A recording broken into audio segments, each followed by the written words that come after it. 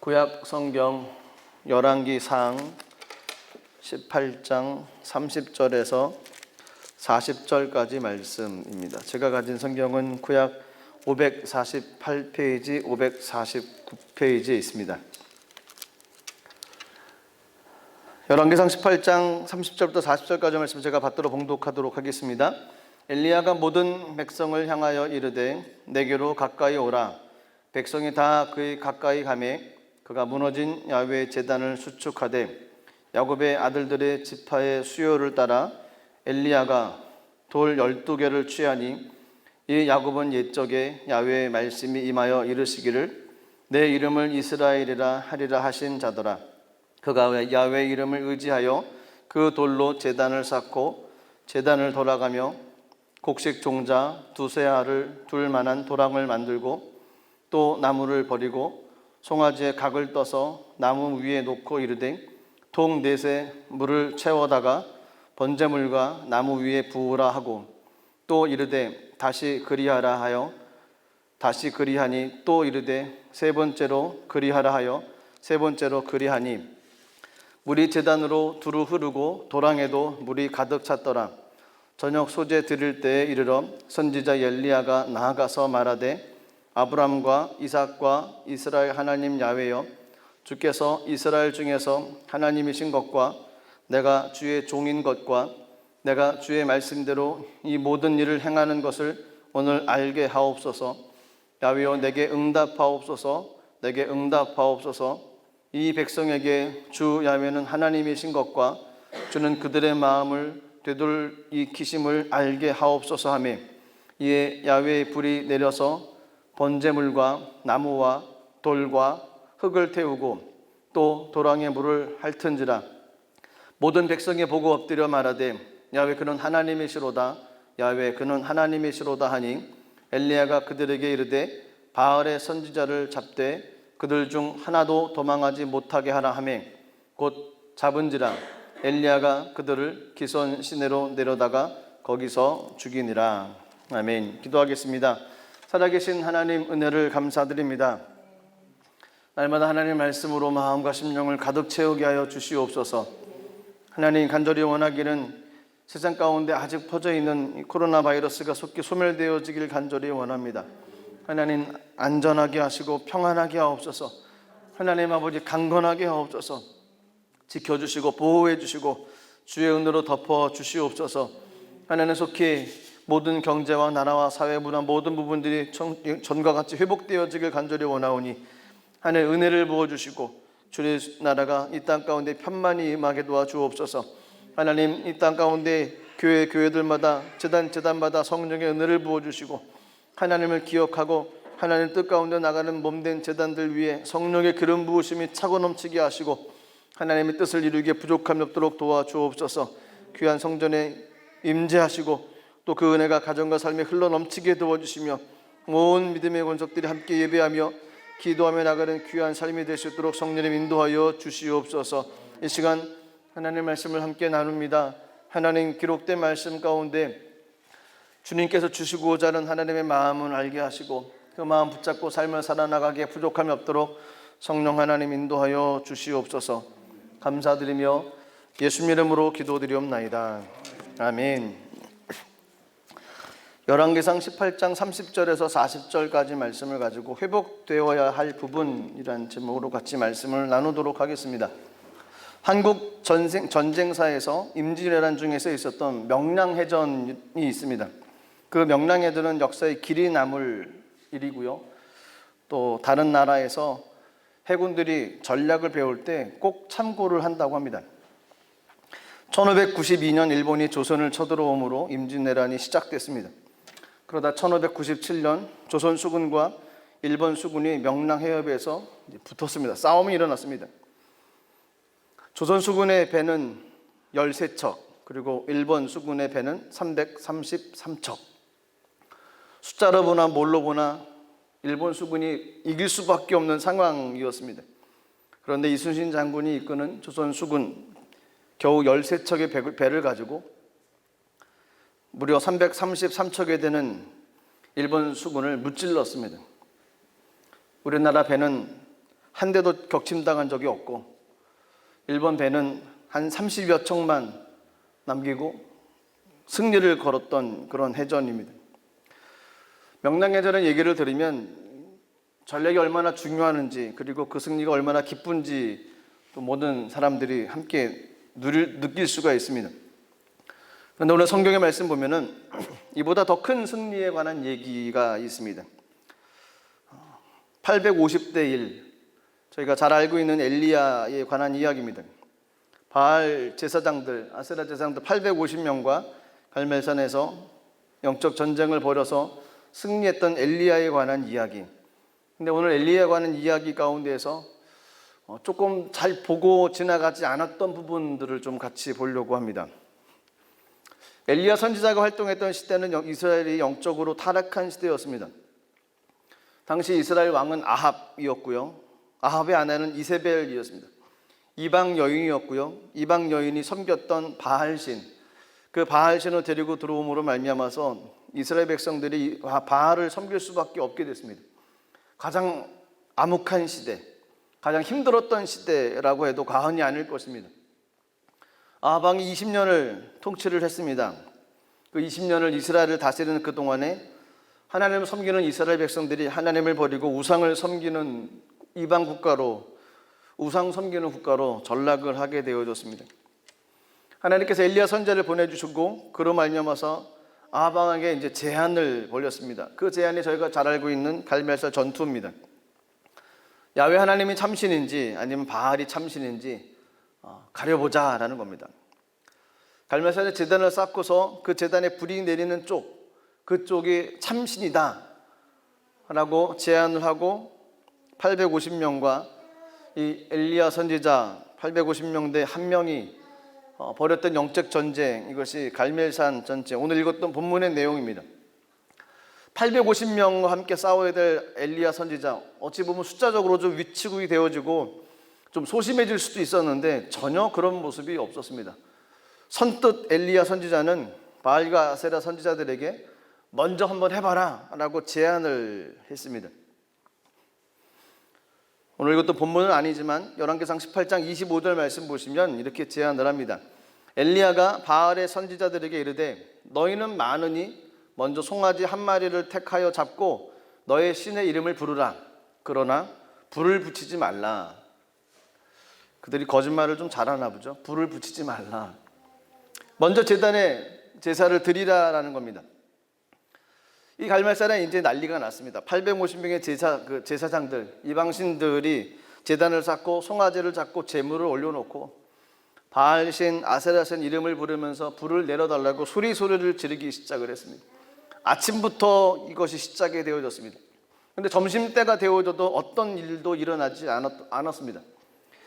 오히려 그들은 더 난리를 피기 시작했습니다. 단 주위를 뛰면서 돌면서 극도로 흥분한 의식을 치르고 땀이 흐르면서 뛰면서 놀아도 소용이 없는 모습. 하다 안 되니까 그들은 칼과 창을 가지고 자신의 몸에 상처를 내면서까지, 피를 흘리면서까지도, 우상에게 희생하면서까지도 바알의 응답을 기다렸던 것이 그들의 모습이었습니다. 850명이 한꺼번에 소리를 지르고 춤을 추고 이상한 행동을 하면서 피를 흘리면서 아무리 노력을 하고 아무리 애를 써도 자신의 몸만 지쳐가고 상처만 아플 뿐이지 어떤 변화도, 어떤 조짐도 일어나지를 않았습니다. 엘리야 선지자가 그것을 보고서 그들을 조롱했습니다. 이 어리석은 사람들아, 너희 신들이 뭐하고 있느냐? 잠자느냐? 좀 깨어봐라. 조롱을 하기 시작했습니다. 열왕기상 18장 27절의 말씀이 그 내용입니다. 정오에 이르러는 엘리야가 그들을 조롱하여 이르되 큰 소리로 부르라. 그는 신인즉 묵상하고 있는지, 혹은 그가 잠깐 나갔는지, 혹은 그가 길을 행하는지, 혹은 그가 잠이 들어서 깨워야 할 것인지 하매 엘리야 선지자는 담대하게 그들과 맞섰습니다. 왜냐하면 승리는 숫자에 있지 않기 때문에 그렇습니다. 승리는 숫자에 있는 것이 아니라 하나님의 손에 달려 있다는 것이었습니다. 그 담대함으로 엘리야가 850명과 전쟁, 영적인 전투를 벌이기 시작을 했던 것입니다. 850명들, 아세라 또 바알 선지자들은 흥분을 하고 자신을 해하면서까지도 맞섰지만 엘리야 선지자는 전혀 두려워하지 않았습니다. 엘리야 선지자는 알았습니다. 바알 신이 거짓이었던 것을 분명히 알고 있었습니다. 그들이 시간이 다 소비가 되어져서 어떤 변화도 일어나지 않자 이제 엘리야 선지자가 하나님의 참신인 것을 보여주고 증명할 때가 왔습니다. 그러기 위해서 그가 먼저 했던 것이 무엇인지, 이것이 중요합니다. 하나님이 하나님을 하나님 되게 하는 첫 번째 일, 하나님의 살아계시다는 것을 그들에게 증거하기 위해서 엘리야 선지자가 가장 먼저 했던 것, 이것이 뭘까요? 무너진 제단을 다시 수축했습니다. 하나님의 살아계심을 증명하기 위해서 가장 먼저 했던 것은 무너진 제단을 다시 수축한 거였습니다. 이 내용은, 엘리야가 했던 이 방법은 이 땅을 살아가는 저희들에게도 적용이 되어지는 것입니다. 하나님께서 살아계심을 증명할 수 있는 방법은 저희들의 삶에 있었던 무너진 제단을 다시 수축하는 거였습니다. 구약 표현으로 제단이 무너졌다는 것, 신약 표현으로는 예배가 무너졌다는 거였습니다. 무너졌던 제단을 다시 수축한다는 것, 그것은 예배를 회복해야 된다는 것입니다. 그리스도인들 가운데 가장 중요한 것은 예배 생활입니다. 예배 생활은 하나님 중심으로 살고 있다는 증거였습니다. 주님께서 너희는 먼저 그 나라 그 의를 구하라 라고 말씀하셨습니다. 그러면 이 모든 것들을 더해 주겠다라고 얘기를 하십니다. 사람들에게는 의식주가 중요하고 필요합니다. 의식주, 세상이 주는 것 아닙니다. 그 의식주는 하나님이 주시는 거였습니다. 그리고 근본 대신 하나님을 예배하고 하나님을 섬기며 나가는 것, 그것이 중요한 거였습니다. 인생의 길이 막혀 있을 때 가장 먼저 회복되어졌던 것, 그것은 무너진 제단을 수축하는 것입니다. 예배가 회복되어지는 것이죠. 창세기 가운데, 창세기에서 아브라함이라는 사람 저희가 함께 생각을 해본 적이 있습니다. 가나안 땅에 도착을 했습니다. 그들이 그곳에서 가장 먼저 했던 것은 예배였습니다. 근데 가나안 땅에 왔을 때 기근이 왔습니다. 그리고 저희가 알고 있는 것처럼 아브라함 일행이 애굽으로 내려갔습니다. 애굽으로 내려가서 큰 어려움을 겪게 됐습니다. 어떤 어려움을 겪었습니까? 애굽으로 내려가는 동안에 그들 가운데 예배가 사라졌습니다. 기근이 왔을 때 예전처럼 예배하고 하나님의 인도를 받고 하나님의 뜻을 구하고 하나님의 지시를 따랐다고 하면, 비록 하나님께서 애굽으로 가라라고 말씀하셔서 그 말씀에 따라 순종해 나갔으면 그들의 삶은 그렇게 어려움을 겪지는 않았을 것입니다. 물어보지를 않았습니다. 예배가 없었다는 겁니다. 하나님께 먼저 나가는 모습이 없었다는 것입니다. 그러다 보니까 그들이 고난을 겪게 되어지고 어려움을 겪게 되어졌습니다. 사무엘 시대 때 이스라엘 백성들이 미스바에 모였습니다. 그 모인 이유는 하나님 뜻대로 살려고 회개하고 금식했던 거였습니다. 그때 블레셋이 쳐들어옵니다. 백성들은 이런 상황 가운데서 사무엘에게 기도를 부탁을 했습니다. 기도를 부탁했다는 것은 하나님을 예배했다는 것이고 예배에 힘쓰기를 원했던 거였습니다. 그랬더니 하나님께서 놀라운 일을 행하셨습니다. 큰 우레를 바라셨습니다. 그래도 블레셋 사람들을 어지럽게 만들었습니다. 그리고 나온 고백이 여기까지 하나님께서 우리를 도우셨다라는 겁니다. 에벤에셀이었습니다. 하나님의 도움을 받기 원해서는 반드시 예배의 회복이 필수입니다. 예배가 회복되어져야만 됩니다. 엘리야 선지자가 전쟁을 치르기 위해서 가장 먼저 이야기하고 나갔던 것은 무너진 제단을 다시 수축하는 거였습니다. 내 삶 가운데 무너진 제단이 없는가 살펴봐야 됩니다. 무너진 곳이 있으면 그 무너진 곳을 다시 회복하며 세워나가야만 됩니다. 왜냐하면 사람은 영적인 존재이기 때문에 그렇습니다. 요한 3서 1장 2절 말씀에 보면 저희가 잘 아는 말씀이죠. 사랑하는 자여 내 영혼이 잘된 같이 내가 범사에 잘되고 강건하기를 내가 간구하노라. 영혼이 잘되어야만 됩니다. 그것은 하나님을 예배하며 나가는 삶을 살아야 된다는 겁니다.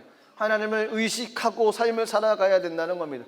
힘들고 어려울 때 하나님께 먼저 앞서 기도해야 된다는 겁니다. 갈 길을 모르고 난관이 닥치고 장애물이 있을 때 주님께 엎드려서 주의 뜻을 묻고 나가야 된다는 것입니다. 그러기 위해서는 예배의 삶이 날마다 삶이 되어야지만 하나님의 뜻을 알기가 쉽습니다. 엘리야는 무너진 하나님의 제단, 그 야훼 제단을 수축하기 원했습니다. 그래서 했던 행동은 모든 백성들을 향해서 내게로 가까이 와라 라고 외쳤습니다. 열왕기상 18장 30절 말씀입니다. 엘리야가 모든 백성을 향하여 이르되 내게로 가까이 오라. 백성이 다 그에게 가까이 가매 그가 무너진 야훼 제단을 수축하되, 많은 사람들이 함께 모인 곳, 그곳은 무너진 하나님의 제단 앞이었습니다. 그곳은 예전에 하나님을 섬기며 하나님께 나갔던 제단이었습니다. 그런데 그것이 무너져 버렸던 거였습니다. 더 이상 하나님께 예배하지 않고 있었다는 겁니다. 우상을 섬기고 우상을 따라가다 보니까 하나님의 제단이 무너지기 시작을 했다는 거였습니다. 엘리야 선지자가 백성들을 그곳으로 다 불러 모았습니다. 다 제단 앞에 불러 모았습니다. 그리고 무너졌던 제단을 함께 다시 쌓아가기 시작을 했습니다. 수축됐다라는 것은 다시 만들었다는 것이 아닙니다. 폐허가 됐던 단을 다시 수리했다는 거였습니다. 새로 만든 것이 아니고 만들어졌다가 부서진 것들을 다시 리모델링, 다시 세워져 간다는 것이었습니다. 엘리야는 이스라엘 백성들에게 새로운 신을 소개하는 것이 아니었습니다. 과거 노예였던 자신들의 조상들을 택하셔서 백성들을 백성으로 삼아주시고 구원하셨고 가나안 땅으로 인도하셨던 하나님 신앙, 야훼 하나님 신앙, 유일신 신앙, 그 신앙을 회복시키기를 원했던 거였습니다. 저희들 삶 가운데 무너진 단이 있습니까? 주위를 돌아보면, 또 환경을 바라보면, 사회를 바라보면 무너진 단이 얼마나 많은지 모릅니다. 많은 사람들이 눈에 보이는 세상을 따라 삶을 살아가고 있습니다. 좋은 것 따라갑니다. 새로운 것 따라 삶을 살아가는 모습이 있습니다. 하나님 따라가려고 하는 모습보다는 세상 환경 따라 삶을 살아가려는 모습들이 많이 있습니다. 하나님이 없어도 행복할 수 있다라고 생각해서 그곳을 따라가는 곳들도 많이 있습니다. 무너진 제단입니다. 여러분, 복음의 전초기지였습니다. 다른 나라에 비해서 이 독일은 더 하나님의 말씀으로 굳건히 세워졌던 나라였습니다. 글을 보면 아시듯이 교회가 박물관이 됐다는 얘기도 있고요, 교회가 서점이 됐다는 얘기도 있고요, 심지어는 교회가 술집이 됐다는 얘기도 있습니다. 교회는 웅장하고 큰데 사람은 없다는 겁니다. 모든 나라의 종교는 기독교 국가인데 하나님을 믿느냐고 물어보면 아닌 거죠. 미국도 동일합니다. 하나님을 섬기는 나라였습니다. 말씀 위에 굳게 세워졌던 나라, 먼저 그 땅에서 감사함으로 예배드림으로 시작했던 나라 미국이었습니다. 혹시 글들을 보셨습니까? 십계명들을 걸어놨던 그것들을 철거해 내가야 되고, 사탄신을 섬기는 사람들의 모임이 공용화되어지고, 성경에서 이야기하는 죄라고 이야기하는 것들을 합법화시켜서 하나님의 제단을 무너뜨려 가고 있는 것, 미국뿐만 아니라 전 세계가 그렇게 되어져 가고 있습니다. 무너진 제단 얼마나 많은지는 모릅니다. 엘리야 선지자는 무너졌던 하나님의 제단을 모든 사람들과 함께 다시 보고 그 앞에서 제단을 다시 쌓아가려고 했습니다. 어떻게 제단을 쌓아갔는지 세 가지 정도 말씀을 같이 보도록 하겠습니다. 열왕기상 18장 31절에 35절까지 보면 내용이 좀 길지만 이렇게 말씀이 기록되어져 있습니다. 야곱의 아들들의 지파의 수요를 따라 엘리야가 돌 12개를 취하니 이 야곱은 옛적에 야훼 말씀이 임하여 이르시기를 내 이름을 이스라엘이라 하리라 하신 자더라. 그가 야훼 이름으로 의지하여 그 돌로 제단을 쌓고 제단을 돌아가며 곡식 종자 두 세알을 둘 만한 도랑을 만들고 또 나무를 버리고 성화지의 각을 떠서 나무 위에 놓고 이르되 통 넷에 물을 채워다가 번제물과 나무 위에 부으라 하고 또 이르되 다시 그리하라 하여 다시 그리하니 또 이르되 세 번째로 그리하라 하여 세 번째로 그리하니 물이 제단으로 두루 흐르고 도랑에도 물이 가득 찼더라. 이 가운데 내용은 이런 내용입니다. 12돌로 단을 쌓고요, 그 단 주위에 도랑을 만들고 그 위에 나무를 쌓고 그 위에 송아지를 놓았습니다. 그리고 사람들을 시켜서 그 위에 물을 4통에 넣어서 세 번씩 총 12통을 그 물에다가 물을 붓게 했다는 거였습니다. 물을 붓자 단이 가득 찼고 도랑까지 물이 가득 찼습니다. 지금 문제는 불이 떨어져서 불이 붙게 하는 신, 그 신이 참 신인데 제단에다가 물을 가득 부어버렸다는 겁니다. 이해가 되질 않지 않습니까? 왜 갖다가 물을 부었는지. 확실한 하나님의 살아계심을 증거하기 위해서 하나님이 참신이라는 것을 엘리야는 확신을 하고 있기에 그것을 명백하게 증거로 나타나기 위해서는 물이 필요했던 거였습니다. 열왕기상 18장 38절 39절 말씀 보시면 이렇게 결과가 되어졌습니다. 이에 야훼의 불이 내려서 번제물과 나무와 돌과 흙을 태우고 또 도랑에 물을 핥은지라 모든 백성이 보고 엎드려 말하되 야훼 그는 하나님이시로다 야훼 그는 하나님이시로다 하니 하늘에서 불이 내려서 제물뿐만 아니라 제물에 있는 쌓은 단 그리고 그 밑에 받친 나무와 흙으로 만든 도랑과 도랑 속에 가득 흐르는 물까지 다 태워버렸습니다. 성경의 표현은 도랑의 물을 핥아버렸다라고 이야기를 했습니다. 다 핥아버렸습니다. 있을 수 없는 일이었습니다. 조그만 불씨가 있었으면 불똥이 튀어가지고 그렇게 됐겠지라고 의심하며 생각할 수 있는 자연적인 현상까지 다 생각할 수 없게 만들었던 사건이 바로 이 사건이었습니다. 전혀 의심할 수 없게 불가능한 일이지만 하나님께서는 불을 내리셔서 이건 하나님만이 하실 수 있는 하나님만이 참신이라고 이야기할 수밖에 없는 상황으로 만들어 갔다는 거였습니다. 그렇습니다. 우리들의 주변 가운데도 사람이 할 수 없는 일들이 얼마나 많은지 모릅니다. 그런데 하나님 역사가 일어난 사건들이 있지 않습니까? 그분이 하나님이셨다는 거였습니다. 그래서 생각을 좀 바꿔야만 됩니다. 도저히 할 수 없는 상황, 하나님이 역사하시면 가능하다는 겁니다. 믿음 가지고 나가야 될 줄로 믿습니다. 엘리야는 믿었습니다. 믿음 없는 850명보다 믿음 있는 한 사람의 힘이 더 컸던 거였습니다. 승리는 능력에 달린 것이 아니라 우리의 믿음에 달렸습니다. 저희가 하나님을 믿고 나가는 그 믿음으로 말미암아 하나님의 거룩한 역사를 만들어낼 수 있다는 것입니다. 믿음의 삶이 되시기를 주님의 이름으로 축복합니다. 두 번째로 이 무너졌던 제단을 어떻게 살릴 것인지 그 제단 가운데는 헌신의 눈물이 필요했습니다. 열왕기상 18장 33절 말씀 보시면 또 나무를 버리고 송아지의 각을 떠서 나무 위에 놓고 이르되 통 넷에 물을 채우다가 번제물과 나무 위에 부으라 하고 엘리야가 수축된 제단 위에 송아지가 각을 뜬 채 놓여놨습니다. 각을 떴다, 다리를 뗐다라는 겁니다.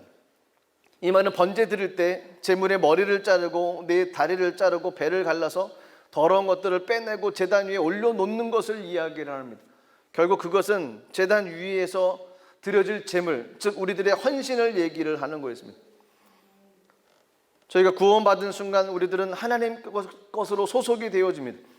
저희 삶의 존재는 하나님의 것입니다. 하나님의 것인데 날마다 하나님께 올려드릴 수 있는 삶이 되어야 되지 않겠습니까? 우리들은 하나님께 올려드리는 예물이 되어야만 됩니다. 우리가 가진 모든 것의 전부는 하나님께 속한 것이 되어야 된다는 겁니다. 그래서 로마서 12장 1절에 이렇게 말씀하십니다. 그러므로 형제들아 내가 하나님의 모든 자비하심으로 너희를 권하노니 너희 몸을 하나님이 기뻐하시는 거룩한 산 제물로 드리라. 이는 너희가 드릴 영적 예배니라. 헌신 없는 믿음은 참된 믿음이 아니라는 것입니다. 믿음으로 주님 앞에 나가려면 헌신이 필요하다는 것입니다. 엘리야의 헌신을 보시고 45절에 보면 하늘문을 열어서 큰 비를 내려주셨던 내용이 나옵니다. 물을 드리자 물을 받게 되어졌던 거였습니다. 하나님께 드리면 하나님께서 보고 기억하시고 우리 삶 가운데 채워주십니다. 엘리야가 드렸던 무너진 제단을 수축했던 것은 헌신이 있었습니다. 마지막 세 번째로 이 제단은 어떻게 쌓여져 갔는지 36절 말씀 보시면 성경 말씀이 이렇게 되어 있습니다. 저녁 소제 드릴 때 이르러 선지자 엘리야가 나아가서 말하되 아브라함과 이삭과 이스라엘의 하나님 야훼여 주께서 이스라엘 중에서 하나님이신 것과 내가 주의 종인 것과 내가 주의 말씀대로 이 모든 일을 행한 것을 오늘 알게 하옵소서. 엘리야가 언제 기도했다고 성경에 말씀이 나와 있습니까? 이 부분을 잘 안 봅니다. 잘 놓치는 부분이 바로 이 부분입니다. 850명의 이방 선지자들이 아침부터 점심 넘어까지 계속 기도를 하고 몸을 찢고 상처를 내면서 몸부림을 치고 소리를 치면서 불이 떨어지길 원했지만 불이 떨어지지를 않았습니다. 그들 몸만 아프고 목소리만 쉬었을 뿐이겠죠. 어찌 보면 그 이어서 바로 엘리야 선지자가 기도를 하고 하나님의 역사를 간구했을 법도 한데 그렇지를 않았습니다. 오늘 말씀에 보면 36절 말씀의 처음에 저녁 소재 드릴 때라고 되어 있습니다. 저녁 소재 드릴 때. 이방 선지자들이 기도를 한 이후에 바로 시작한 것이 아니었습니다. 어찌 보면 좀 해가 남아 있을 때, 해가 떠 있다는 것은 온도가 있다는 거고 열기가 있다는 거였습니다. 여기도 그렇지 않습니까? 해가 떠 있으면 따뜻합니다. 하지만 해가 떨어지면 기온이 떨어집니다. 이치적으로 생각했을 때 기온이 떨어질 때보다는 기온이 좀 높을 때가 불이 붙을 확률이 그래도 높지 않습니까? 왜 산불도 그렇게 난 적들도 있지 않습니까? 이치적으로 그럴 모습도 한데 엘리야는 기다렸던 거였습니다. 언제까지요? 저녁 때까지, 저녁 소재 드릴 때까지 기다렸다는 겁니다. 그리고 저녁 소재 드릴 때에 기도하러 갔다는 거였습니다. 열왕기상 18장 29절 말씀 보시면 이같이 하여 정오가 지났고 그들이 미친 듯이 떠들어 저녁 소재 드릴 때까지 이르렀으나 아무 소리도 없고 응답하는 자나 돌아보는 자가 없더라. 이것이 그들의 모습이었습니다. 그리고 36절의 시작이 저녁 소재 드릴 때 이르러 선지자 엘리야가 나가서 말하되, 저녁 소재 드릴 때 왜 하필 그때 엘리야가 가서 기도를 했을까요? 이스라엘 백성들은 하루에 소재를 2번 드립니다. 레위기 6장 20절 말씀 보시면 아론과 그의 자손이 기름 부음을 받는 날에 야훼께 드릴 예물은 이러하니라. 고운 가루 10분의 1 에바를 항상 드리는 소재물로 삼아 그 절반은 아침에 절반은 저녁에 드리되. 아침에는 아침 소재를 드리고 또 하나의 소재는 저녁에 드렸다는 겁니다. 이 소재 드리는 시간, 오늘날 얘기로 이야기를 하면 아침 정해진 기도 시간, 그리고 저녁에 정해진 기도 시간이 정해져 있었다는 거였습니다. 저녁 소재 시간은 해가 지자마자 이스라엘 백성들이 기도하는 시간입니다.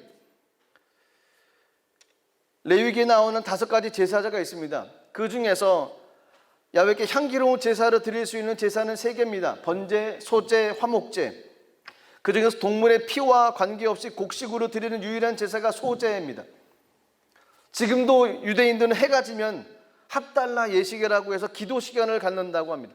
모세로부터 이어져 온 전통, 해가 지면 첫 시간이니까 첫 시간을 하나님께 드린다고 해서 그 시간을 정기적인 기도 시간으로 정해놨다는 것입니다. 엘리야가 아무 시간이나 가서 하나님께 기도했던 것이 아니었습니다. 저녁 소재 시간, 그 이야기는 날마다 저녁 시간에 기도했던 그 시간을 기다렸던 것이고 꾸준히 기다렸던 그 시간에 맞춰서 엘리야가 하나님께 기도했다는 것입니다. 그 이야기는 정기적인 시간에 기도하는 것이 중요하다는 거였습니다. 그때 그 시간에 역사가 일어났다는 거였습니다. 아무 때나 해도 필요하지만 삶이 기도고 언제 기도해도 하나는 들으시지만 정해놓은 시간, 그 시간만큼은 놓치지 말아야 되고 그 시간 가운데 하나님의 거룩한 역사가 일어날 수 있다는 거였습니다. 저녁 소재 드리는 시간, 그때 엘리야가 구했다는 거였습니다. 그때 불이 떨어졌다는 거였습니다. 그때 기도해서 하나님의 역사가 일어났다는 거였습니다. 정해놓은 기도 시간이 있으십니까? 정해놓은 기도 시간이 있어야 됩니다. 날마다 하나님께 기도하며 나가는 기도 시간이 있어야 됩니다. 그리고 그 기도 시간은 놓치지 말아야 됩니다. 성경에 있는 이야기가 바로 그 얘기입니다. 정해놓은 기도 시간에 기도할 때 하나님의 역사가 일어난다는 거였습니다. 그것이 하나님이 하나님 되심을 증거할 수 있는 시간이 될 수 있다는 거였습니다.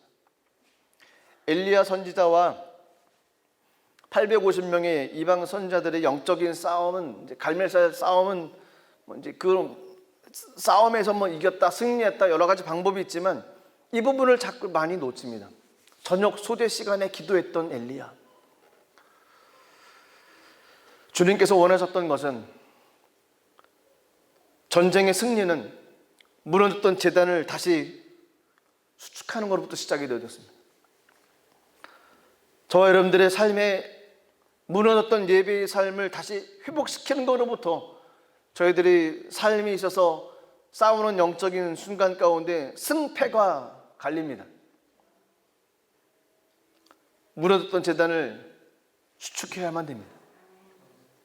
예배가 회복되어져야만 됩니다. 그리고 그 예배는 여러 가지 모습으로 회복될 수 있지만 반드시 기억해야 될 것은 정해진 시간에 기도를 해야 하고 정해진 시간에 하나님께로 나가야만 된다는 겁니다. 소홀히 생각할 것이 아니라는 겁니다. 하나님께서 그 환경을 통해서 반드시 우리 삶 가운데 놀라운 역사를 만들어 가실 것입니다. 주님께서 회복시키기 원하셨던 부분들이 있습니다. 그 부분을 채워서 영적인 승리를 가지고 주님 앞에 나가는 우리 모든 분들 되시기를 주님의 이름으로 축복합니다. 기도하겠습니다. 하나님, 엘리야가 850명의 바알과 아세라 선자들과 싸울 때 먼저 무너졌던 제단을 수축을 했습니다. 먼저 멈춰졌던 예배의 제단을 회복해 나갔습니다. 그리고 그 제단에서 기도하고 나갈 때 그 기도 시간을 지켰습니다. 날마다 예배드렸던 그 시간, 그 저녁 소재 시간, 그때를 기억하고 그 시간에 하나님께 간구하며 나갔을 때 하나님께서 불을 내려서 모든 물을 핥게 하시고 하나님의 하나님 되심을 증거하셨습니다. 하나님, 우리들의 인생 가운데 하나님의 하나님 되심을 증거하길 원합니다. 두 가지를 잘 지켜서 우리 삶 가운데 하나님의 놀라운 역사를 만들어낼 수 있도록 성령이여 함께하여 주시옵소서. 주님께 모든 영광 올려드리며 예수님 이름으로 기도드리옵나이다.